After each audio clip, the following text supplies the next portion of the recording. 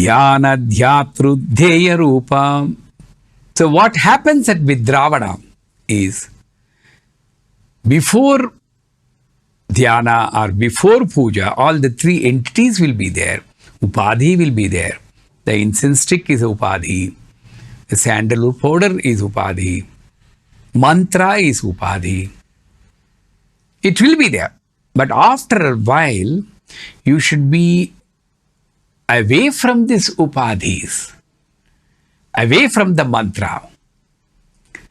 You don't light the incense stick sometimes. You look at the fire, look at the incense stick, and look at the mother. Ma, this is representing my anger in me. Kindly help me to come out of my anger. When the complete anger is burnt out, my character will have such a fragrance which will be, helpful for me, soothing for me, and also soothing for the society. Well, I don't need this incense stick anymore. Nirupadhir. So slowly, Sarvopati Vinimukta Sadashiva Pativrata. That is Vidravana Tattva. You use it in the beginning, but slowly you move away. Then you and the mother. After a while, this you also will not be there. Mother. Neem Karoli Baba was there in the northern part of India. They say the people know him only saying Rama, nothing else. Ages, years together. Ram, Ram, Ram, Ram, Ram, Ram, Ram, Ram, Ram, Ram, Ram, Ram, Ram, Ram, Ram. Maybe we can cultivate that habit of telling Rama Mantram at least for 1 hour without anything. It can expand. So that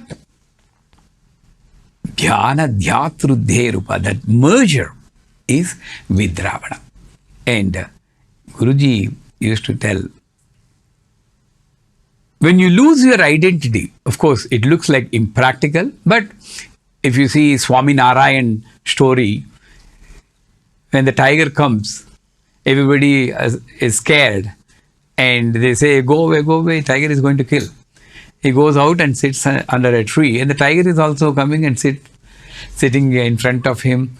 A deer comes, tiger and deer and seer. Everything in the normal mundane life is opposite. So when you lose your identity, you become one with the other, and you don't get scared of other things. Let us leave the wild animal, at least with the human beings. If I lose my identity, I don't need to get scared of the other person. Because if I have guts and if I have strong belief, then nobody can cheat me. Is it practical? Well, experience only can prove that. And Nityaklinna Nirupama Nirvana Sukadaini. Nityaklinna. This flow should be constant and ever flow.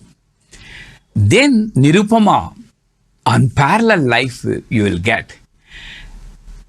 And finally, Nirvana Sukadaini. Can anybody tell what is the comfort in the death? That fellow is gone. I can't ask him and he can't talk to me. But definitely they say Nirvana is a comfort. But you will enjoy that kind of comfort in the normal life, which is free from all the upadhis. That is Sarva Vidravani. Then we move on to Sarvakarshan. This is a beautiful manufacturing process, I should say. Most of the IT guys will know this, right?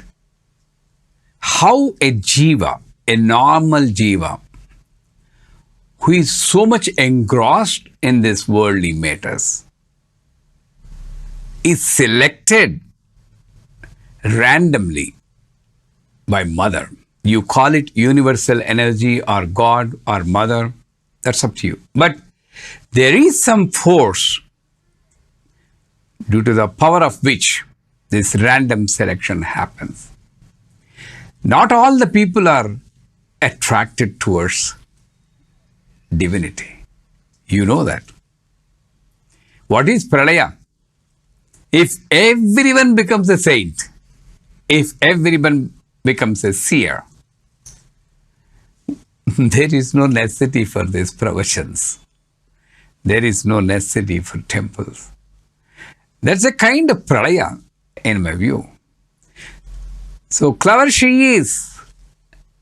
She keeps a major portion of the people to go into this maya, moha, and give them temporary targets and goals and joys, which will be ever changing. Only few are selected. And how does it act? Like a fire.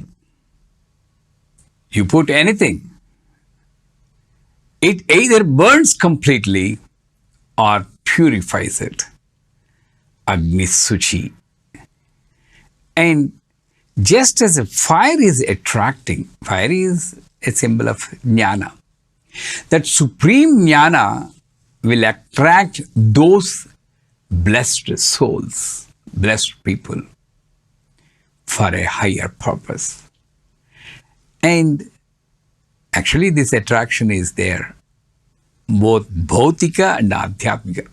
There are two attractions, worldly attractions and divine attraction. First one, by attracting one to itself, it inflicts that vikaras, that impurities on the jiva. That is what is happening. You acquire anger from the environment. You acquire selfish mentality from the environment. Everything you acquire. Because as I told a number of times, when we were children, we were best. The other attraction is also powerful, but it doesn't inflict anything on you. In fact, it makes you lose your identity and expand that identity to high density, which is all over the universe, from myself to thyself. This is the power of divine attraction, which only few people are blessed to have. Let us see what are the bhautika attractions, worldly attraction. You have samsara, family is an attraction. That is why many people are asking me, give me a mantra for marriage. Attraction. Children, attraction. Career, attraction. But all this, we are making a choice. We choose in the worldly matters. We choose our food. Suddha, asuddha. We choose the form. Even though Lalita Sahasranamam says, Brahma Kitidanni. No. We can't see God in the ant. We can only see God in the temple, not even in the world. We are choosing even God. And the thought also, oh, this is a good thought, this is a bad thought. Of course, that is necessary for the discipline of the world. But then we are forgetting that it became a hurdle for our spiritual progress. And that's why she said, my child, don't break your head on savya and apasavya. I am savyapasavya margastha. I decide the path for you. Vaidika and Tantrika. We cannot blame anything in Vaidika. Perfect. From this point, it's perfect. But is Tantrika perfect from Vedic point? No, apasavya. But Lalita Sahasranam says, savyapasavya margastha. I decide the Marga for the Jiva, for my child. Don't break your head. This is good. Everything is good. That is why in this divine attraction, there is no choice. You just voluntarily get attracted towards divinity. And how that attraction happens?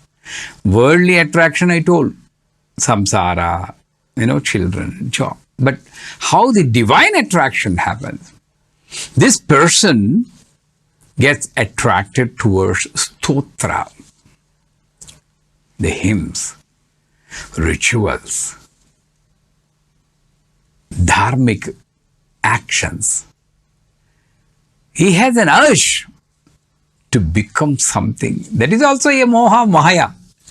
But at least that is for a better reason. And then what happens? This is called Brahmarakitaka Nyayam. If you know the butterfly, I read it in my childhood, the science, larva and pupa. So that forms a cage, that ugly insect. Externally you may be attractive, but internally ugly only. Forms a cage.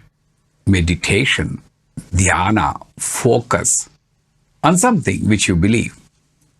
And meditates on that beautiful color. That's what we are doing in the stotra. We are meditating on the high qualities of the divine entity. The more you meditate, the more you become that.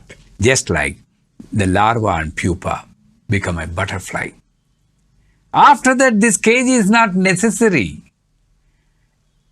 That is final merger.